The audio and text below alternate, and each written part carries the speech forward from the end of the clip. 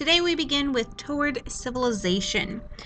There's a quote that I'd like to examine first. It's by Daniel Webster, and it says, "When tillage begins, other arts follow.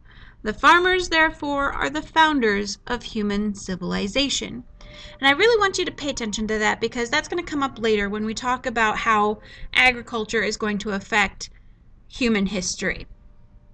I also like that quote just because it kind of justifies Iowans. Everybody always says, well, you're from Iowa, you're just a farmer. Well, farmers are the founders of human civilization. And so I really like that quote just because, if you ever have somebody who's in your face kind of being annoying, you can always come back at them with that, well, we're the founders of civilization. So just want you to have that in your back pocket if you ever need it. Anyway, so as you're looking at your notes, you're probably seeing this symbol that looks like it says BCE. Well, BCE is before the Common Era. Historians universally use BCE. And the reason for that is because BC and AD are based on the Christian religion. Well, not everybody in the world is Christian.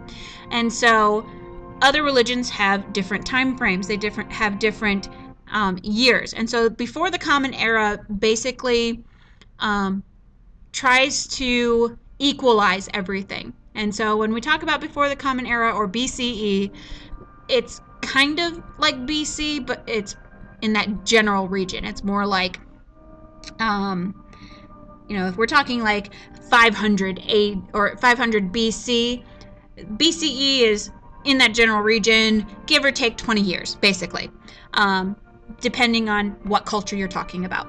So just to clarify what that is, I wanted to make sure that you knew what BCE is. Anyway, so we're going to start with prehistory, and it's kind of important to know what prehistory is. Prehistory is before it's actually written down, and so before language. Not before spoken language, but before written language.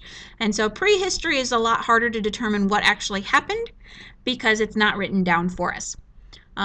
It's hard enough as it is after it's written down. And I hope you can understand that if prehistory is before it was written, then history is after it was written. So you have prehistory and you have history. And we're going to be working in both of those things for this semester.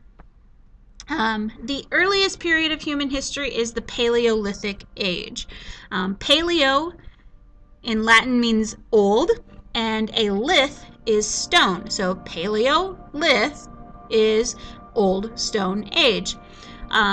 It's called the Old Stone Age because this is the first time that archaeologists discovered the first stone tool makers, the people who first used stones as tools to make weapons or to make tools to cut up their food. And this was roughly from 2 million years ago up till about 10,000 BCE. So the characteristics is that small hunting and food gathering tribes or bands of people, about 20 to 30 people in each of these groups, and everyone contributed to the welfare of the group. Women were gatherers and collectors. They gathered up wild grain and fruit and berries, shellfish, all kinds of stuff, while the men went out and hunted and fished. They were a nomadic people, which just means that they moved from place to place, usually following animals, the herds of animals that they used for their food. They also would follow the ripening food. As they traveled, they came to know certain areas that would have maybe wild berries and when they would be ready to harvest. So they would figure that out. These early Paleolithic people made very simple tools. Most people discovering rocks today wouldn't recognize those rocks as tools unless you were trained to recognize them as tools. This is when first spoken language was developed, most likely because it would help them to coordinate during the hunt.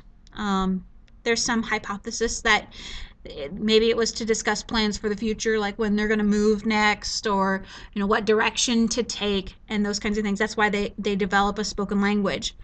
The problem that the Paleolithic people are going to face, the biggest problem is going to be there's several ice ages throughout that couple millions of years. So they have to deal with these glaciers, these sheets of ice that crop up. And the solution that they come up with is to invent clothing, using the hides of animals as clothing to better insulate themselves, finding better shelters, building fires. Those will all be things that contribute to the success of their tribe or their group and their continued existence. Other things that archaeologists have discovered about the Paleolithic tribe or people is most likely they believed in some form of religion. A lot of animism is evident in statues that were found in the sites in caves and stuff. Paintings on the cave walls, small stone statues. So it's obvious that they believed in something. Most likely they did believe in an afterlife, because when they buried their dead, they did it with care. They didn't just leave them out for wild animals. They actually provided them with tools and weapons and things that they may not, that wouldn't have been useful to them since they were dead. So they must have believed that they had an afterlife where they would take that with them. So things like that give us evidence as to what life was like in the Paleolithic age. The next period of time is called the Mesolithic age, and the meso means middle, and lith, as you already know, means stone. So we have the Middle Stone Age, and not a whole lot of differences between the Paleolithic and the Mesolithic. The biggest differences are going to be that they develop boats so that they can travel on rivers and access some parts of the ocean. They're not like seafaring people yet, but they're beginning to explore that. And new tools, and their tools have a little bit more sophistication to them. They are smaller, so they're called microliths, and micro means small, like a microscope. You look at small stuff. So microliths are tools for like scraping and cutting, and they have very sharp edges where Paleolithic tools do not have that. So we start to see that sophistication coming about. Then we get the agricultural revolution. Like I said, farmers are the founders of human civilization. And so when they start farming, that is going to usher in a new period. And that new period is called the Neolithic age. We already know that lith is stone, so neo is new. So we have the New Stone Age. And the New Stone Age is going to bring us from about 8,000 BCE up to the Bronze Age. And what happens in the New Stone Age is that these nomadic tribes begin settling down and they begin farming. Like I said, farming is the key to this transition. They begin to domesticate animals, they begin to weave textiles, and this process is called sedentarization.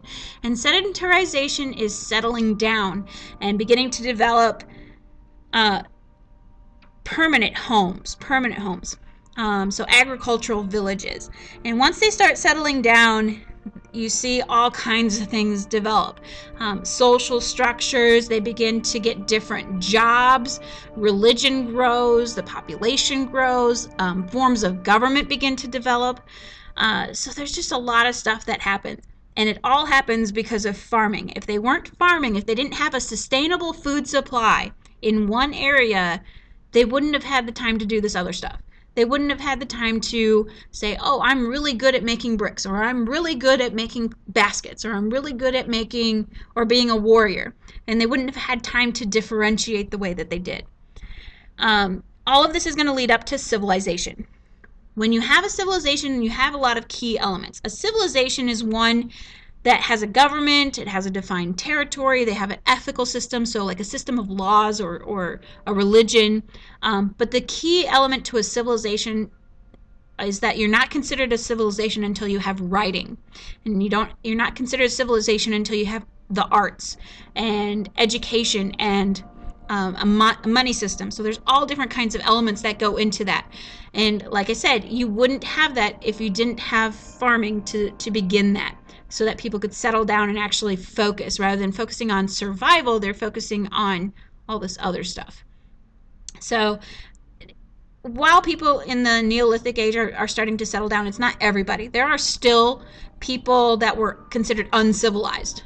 They were very simplistic in their dress. They were nomadic. They were traveling all the time. They didn't have a shelter. They didn't have cities. They didn't have writing. So you still had uncivilized tribes or people next to those that were considered civilized. So once you begin settling down, you start getting these agricultural villages, your population booms, people want to live there. So you start getting these cities. And the cities begin to develop in river valleys mostly. And why river valleys? Well, river valleys provide you with water, which you need to farm. So you can kind of see how this all ties together. Farming, all that surplus that they have, because you have excellent land, you have excellent water supply, all that surplus is going to lead to an increase in the population. So you increase, your population increases, you need housing for it, you have a regular water supply for transportation, for farming, for the people. So you get all these cities that develop. And as you can see on the map, there are 4 major river valley civilizations. All of these are going to develop at roughly the same time, and some are more successful than others throughout the time period. But you can see that you have the Tigris and Euphrates, which is in the Middle East, the Nile River, which is in Egypt, the Indus River, which is in India, and the Yellow River. It's also called the Huanghe River, which is the original Chinese name, but it's also called the Yellow River in China. So these 4 major river valley civilizations are the ones that we are going to focus on for the beginning. We're not going to focus the one that we're going to focus on right away is going to be the Tigris and Euphrates, and the other ones we will look at next semester when we get into non-Western civilization.